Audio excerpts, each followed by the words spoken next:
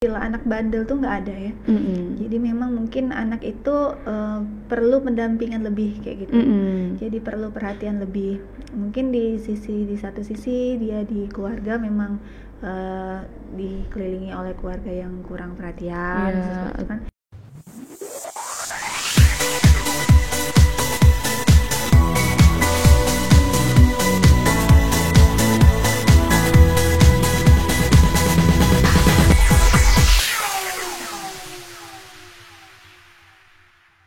Assalamualaikum warahmatullahi wabarakatuh. Halo Sobat Jubel, kembali lagi di Jubel Inspiratif yang selalu menghadirkan tamu-tamu yang menginspirasi. Bersama saya Hairun Nisa Nurin Imanina, Duta Literasi SMA Plus Negeri 17 Palembang. Nah Sobat Jubel, pada episode kali ini kita kedatangan tamu yaitu Kak Lili. Yuk kita sapa dulu Kak Lilinya. Halo Kak. Halo Nurin. Oke Kak, bisa mungkin masih banyak Sobat Jubel yang belum kenal, Kakak bisa memperkenalkan diri ke Sobat Jubel. Halo adik-adik Jubel, perkenalkan kakak namanya Dr. Yuli Arni, sehari-hari biasa dipanggil Dr. Lili, alumni Jubel angkatan ke-7, masuk tahun 2003, jadi udah 20 tahun yang lalu ya. Sekarang dinasnya di Dinas Kesehatan Provinsi Sumatera Selatan, alumni dari S1 Fakultas Kedokteran Universitas Sriwijaya. Oke, berarti udah lama banget ya kakak ini dari 20 tahun yang lalu. Oke, berarti gimana nih Kak perbedaan Jubel yang dulu zaman kakak dengan yang sekarang saat kakak datang ke sini? Kalau kakak lihat sih ini luar biasa ya. Banyak sekali perubahannya, mulai dari fisiknya, gedungnya ya. Kalau dulu sih cuma ada gedung yang di belakang, cuma satu tingkat, terus juga tapi yang paling penting tetap asri. Kalau dari dulu SMA 17 tuh dikenal dengan kayak kampus hijau istilahnya. Bener-bener ya green campus. Jadi sampai sekarang memang tetap hijau, tetap asri, tetap enak. Cuma yang pasti semakin keren ya, kayak sekarang ada podcast, perpustakaannya aduh oke banget. Alhamdulillah. Keren. Kangen nggak Kak, pengen nggak nih balik-balik ke masa-masa SMA gini? Kalau udah di 17 langsung flashback memori ya. Apalagi lihat adik-adik yang lagi MPLS kan, zaman dulu memang kita juga udah ada ladis kan, dari angkatan kakak ya? Kebetulan kakak juga angkatan pertama asrama waktu itu. Jadi memorinya langsung flashback zaman-zaman dulu masuk asrama. Oke, Kak Nurin izin bertanya ya. Ini ada beberapa pertanyaan.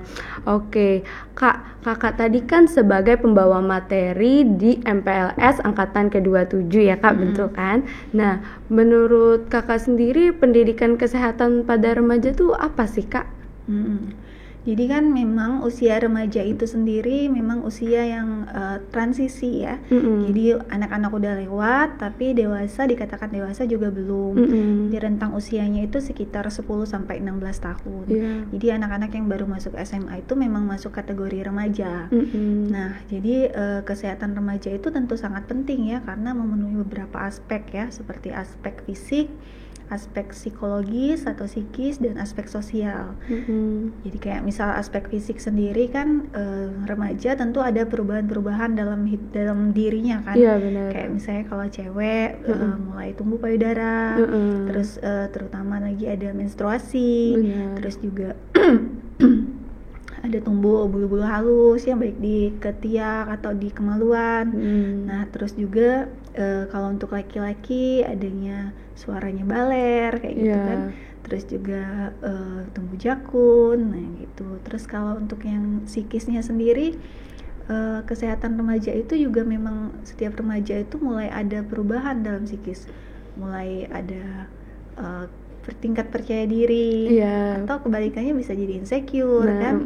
Terus juga dari segi psikologis mulai ingin punya keinginan sendiri, ngambil keputusan sendiri kayak gitu.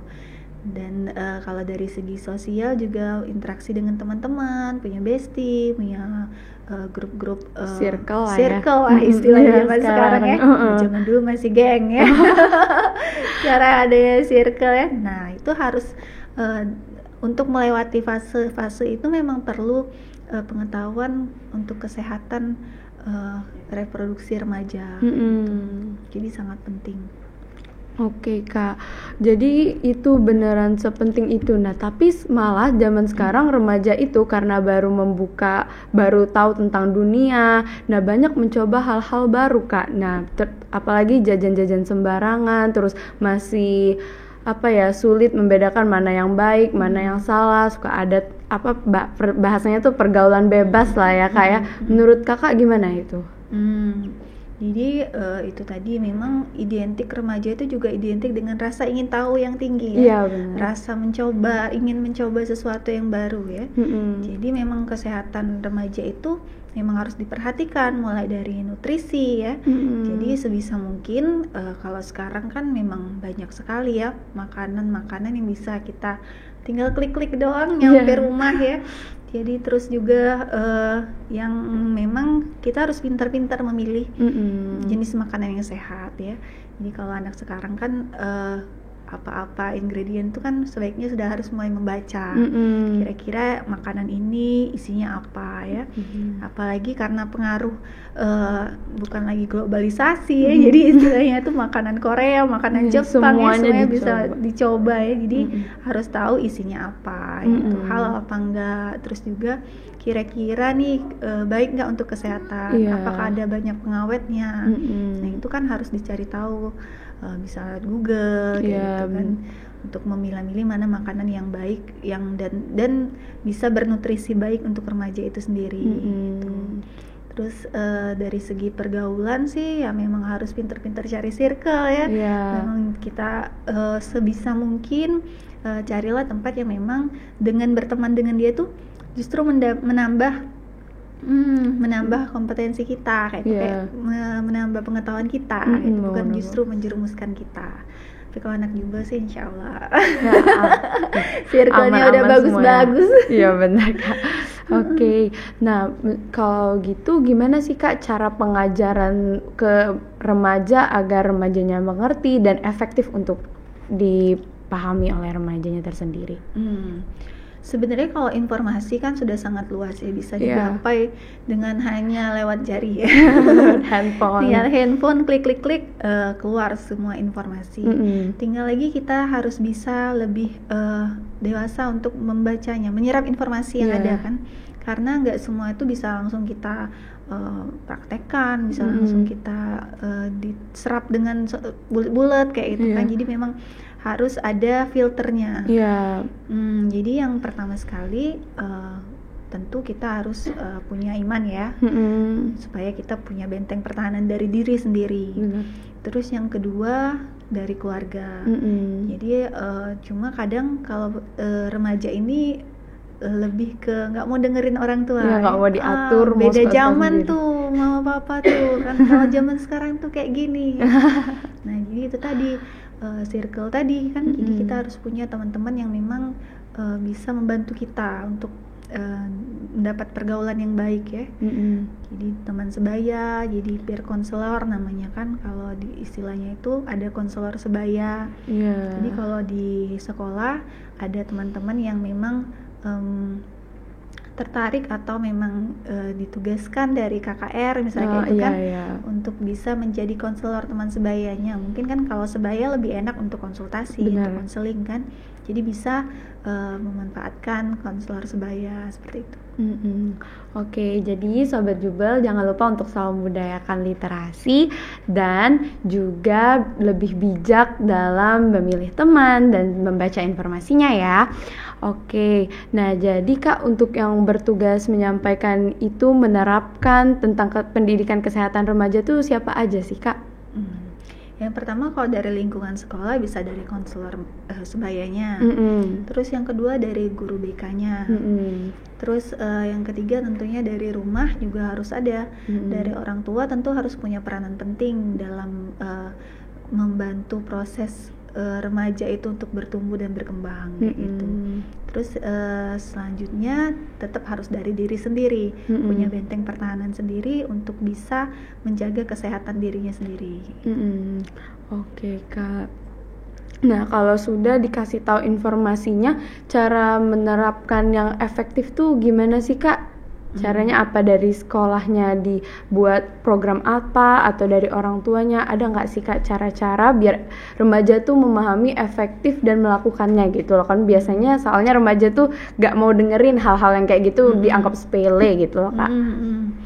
Jadi untuk kesehatan remaja ini kan kalau memang sudah kita kasih tahu ya, misalnya nih bahaya narkoba ya, bahaya merokok kan, bisa kita terapkan kalau dari sebenarnya anak-anak nih kita lebih banyak waktu di sekolah ya. Iya, benar. Jadi memang peran sekolah itu sangat penting.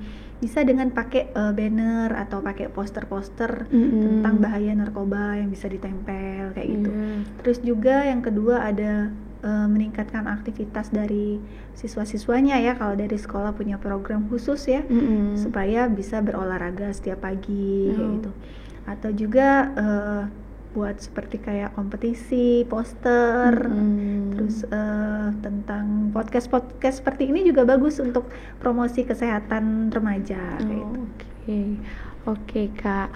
Nah Kak, setiap sesuatu itu kan pasti memiliki dampak positif dan dampak negatif. Nah, apa aja sih Kak sisi-sisi dampak negatif kalau kita nggak menerapkan tentang kesehatan remaja tadi Kak?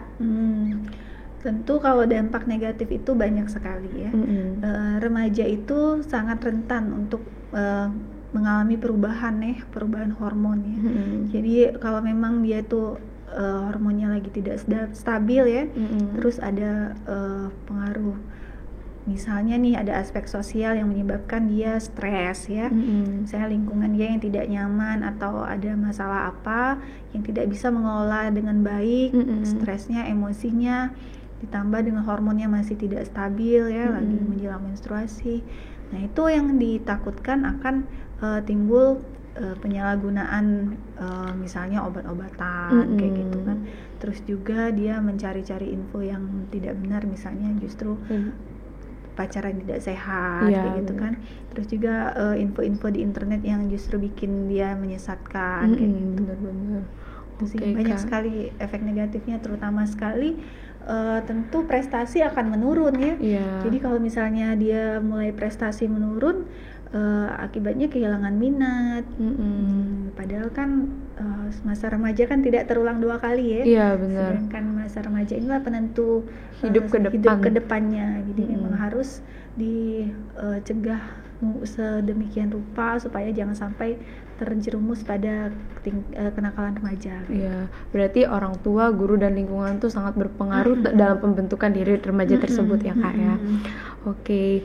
Nah Kak, gimana caranya untuk mengajak nih anak-anak yang kadang udah dikasih tahu tapi ada pasti di anak-anak tuh yang suka bandel lah ibaratnya tuh kan, yang masih gak denger ini tuh berbahaya tapi masih tetap dilakuin. Gimana lah Kak caranya untuk mengajak anak-anak seperti itu ya Kak ya? Iya ya, tapi nggak ada 17 ya. Insya Allah nggak ada. Jadi sebenarnya sih istilah anak bandel tuh nggak ada ya. Jadi memang mungkin anak itu perlu pendampingan lebih kayak gitu. Jadi perlu perhatian lebih. Mungkin di satu sisi dia di keluarga memang dikelilingi oleh keluarga yang kurang perhatian, seperti itu kan. Jadi dia mencari perhatian di luar kayak gitu kan. Salah satu bentuknya dengan misal di sekolah tidak menuruti perkataan guru atau melakukan tindakan-tindakan yang dilarang ya. Intinya sih dia lebih ke mencari perhatian kayak gitu. Jadi memang harus ada pendekatan khusus dengan orang yang bisa mengajaknya ngomong kayak itu ya. Sebenarnya anak tuh itu tadi nggak ada yang dikatakan anak bandel tuh, cuma mungkin mereka butuh perhatian lebih. Diajak bicara dari hati ke hati, terus ditanya apa maunya dia, pengennya tuh seperti apa. Jadi kalau sudah diungkapkannya mungkin baru kelihatan apa sih yang bikin dia seperti itu kayak gitu kan. Anak-anak seperti itu kalau diarahkan dengan baik, malahan justru punya potensi-potensi yang mungkin belum terlihat kayak gitu. Jadi kalau kita bisa mengarahkannya dengan baik, teman-temannya juga berusaha mengerti, bukannya menjauhi, merangkul, mengajak bicara. Nah itu tentu akan membawa dia menjadi lebih positif gitu. Oke, berarti dia mungkin perlu diajak gitu ya Kak ya. Oke. Gimana sih Kak caranya untuk menyadarkan kalau ke para remaja tadi itu tuh kesehatan itu penting gitu Kak?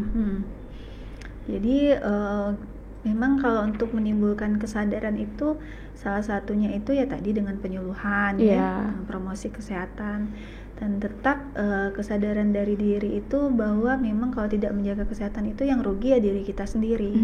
Karena kita sebagai remaja sudah mulai harus menyayangi diri kita sendiri. Jadi kalau bukan kita siapa lagi kayak gitu. Jadi kalau memang udah tahap remaja itu udah nggak ada lagi yang memang orang tua juga menganggap kita tuh udah dewasa kan, udah remaja tuh udah bisa tahu mana yang benar, mana yang salah, walaupun masih mau diarahin tapi tetap harus menjaga kebersihan, kesehatan kayak gitu.